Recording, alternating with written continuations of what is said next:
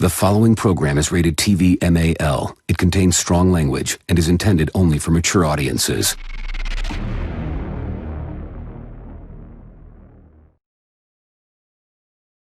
You guys are out here so late. It's almost like 4 o'clock in the morning now. It's worth it. Is it? Yeah. How are you gonna get home? Go home by taxi. You must have a fair bit of money on you. No, it only cost me $7. Flemington Park. Okay. Remember. What'd you think of the music tonight? Pardon? What did you think of the music tonight? Music? It was good. Yeah? Adequate. Who are your favorites? My favorite was Biz Markie. Biz Markie was the best. The best. Yeah.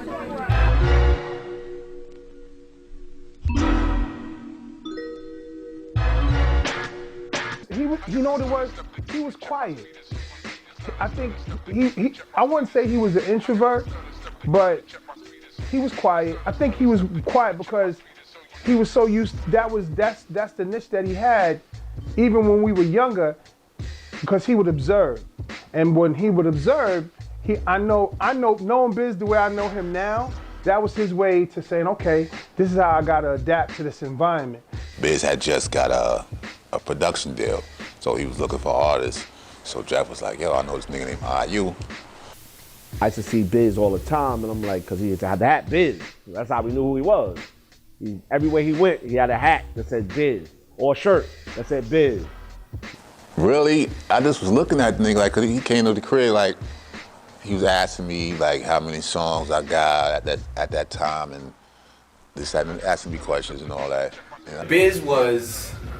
Biz personified how you could be, you know, humorous in hip hop and still get that respect. Man, Dougie Fresh is known for.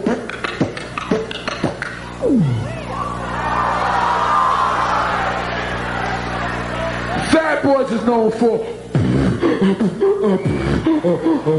But every time I rock with the Violin Veg, you know what they say? I'm the magnificent.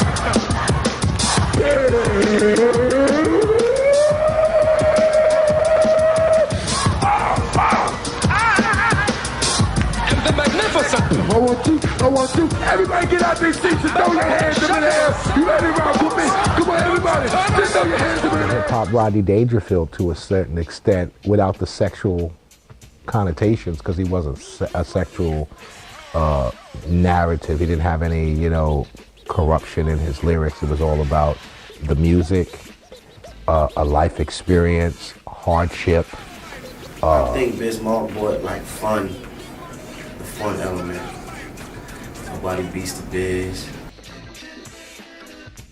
Yeah, Biz, he changed the game, man. I mean, just with the beatbox and the rapper. You know what I'm saying? And just the way he dressed in the videos with all the costumes and all that other stuff, and just the way he did it was fun rap. So in the beginning of his career, I never met Mr. Magic or Marley Marl or Fly Tie or Juice Crew niggas, you know what I'm saying? But what I would do, like if Biz needed bread to get back and forth to the city, I was the hustler, so he would come out, hit him off, you know what I'm saying, make sure he had that train fare, make sure, you know what I'm saying, that he was straight. I was the nigga that had the closet full of sneakers. He's the nigga with the mansion full of sneakers now. Nobody Beats the Biz is a unique look at one of hip-hop's legends, Marcel Theo Hall. Better known as Biz Markie, is a beatboxer, rapper, actor, record producer, and DJ. Biz Markie's career began on Long Island, New York in the early 1980s. This is a small snapshot of his tremendous contribution to black culture, told through interviews and archival footage. Me and him, myself, Rakim, Chill, we became basically inseparable. We used to have, in my basement, we used to have sessions. I used to give these parties, and he just basically fit in our clique. And the first time we saw him, he started doing the beatbox, and we had never seen it before. And then the radio went boom, boom, boom, boom, boom, boom, boom, boom, boom, boom, boom, boom. He's Biz Markie, the star of the show. He's Biz Markie. And I fell out my chair. Biz was like, A 1-2, a 1-2. We was like, what is this? What is this? What is he doing? He's got the microphone in his neck, and we were like, yo, what is he doing? So what happened was he started doing a beat and mimicking Impeach the President. Boom, boom, boom. You know, a beat that everybody has used at least once. And you know the funny thing about it, people don't know, Biz worked extremely hard for everything. Nobody ever gave him anything. You know what I'm saying? A couple people gave him an opportunity. But even, and not to knock Shantae and them, but it wasn't like he was getting paid to do these shows with Shantae and them. Well, actually, the first time I heard Biz was when he did the beatbox with Roxanne Shantae.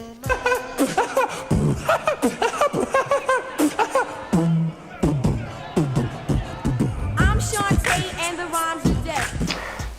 I met Biz when I think I was about 9 years old. I happened to move on the street that he grew up on. I know Biz is from everywhere, but his home is Brentwood, Long Island, Noble Street. And he says it. Do you remember me from Noble Street, Chief? I do. Biz, how did you get your name, brother? Well, I used to be busy getting in trouble, and my name is Markie anyway, so I put them both together. And that's your name. Tell me how your style differs from the Fat Boys and, say, Dougie Fresh. Doug Fresh style is like... Fat Boys like... You know. My style is like more... I got like more different kind of variety. Biz went and mixed and mingled with all the people in the city. And then at the same time, he was also out in the island. I remember I used to see him over by the Bay Shore Mall over there, by the Cat Street Corners. I remember when I was a little kid, he used to be beatboxing right before he took off. When I first met Biz Markie, he was hanging out in Queensbridge for the weekend, trying to meet the superstar producer, DJ Marley Marl. He was in my hallway in Queensbridge, making a lot of noise, so I came out to investigate. What was that sound? When I got out there, this guy had the whole hallway crowded, and he was making a lot of sounds with his mouth.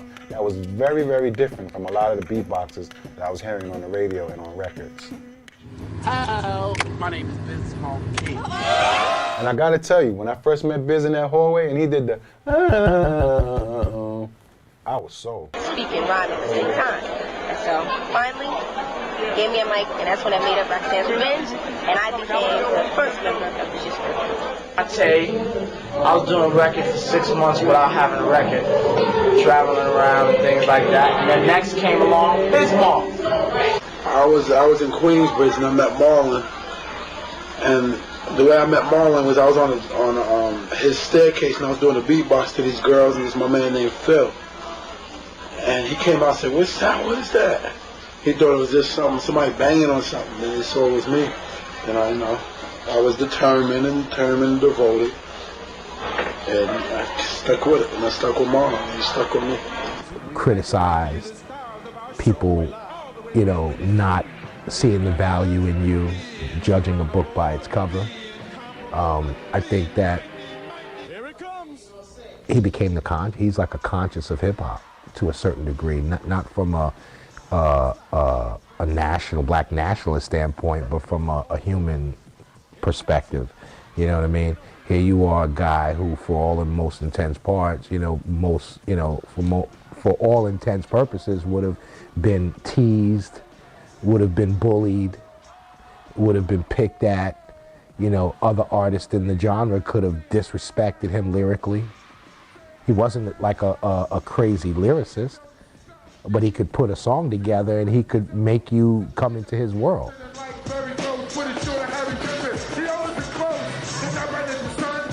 Like sugar for the driver on the bus. It is called